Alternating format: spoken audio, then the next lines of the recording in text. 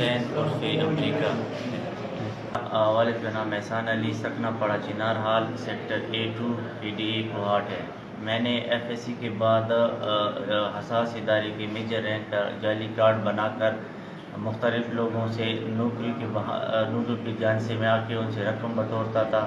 ان میں کوہاٹ، پشاور، نوشہرہ، اسلام آباد اور پڑا چنار کے لوگ شامل تھے۔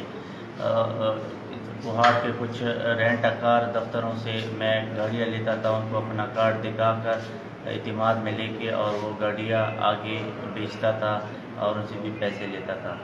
تو میں نے ایک مہذب ادارے کا کارڈ یوز کر کے ان کی ساکھ کو متاثر کیا ہے، جس پہ میں بہت شرمندہ ہوں اور معافی چاہتا ہوں۔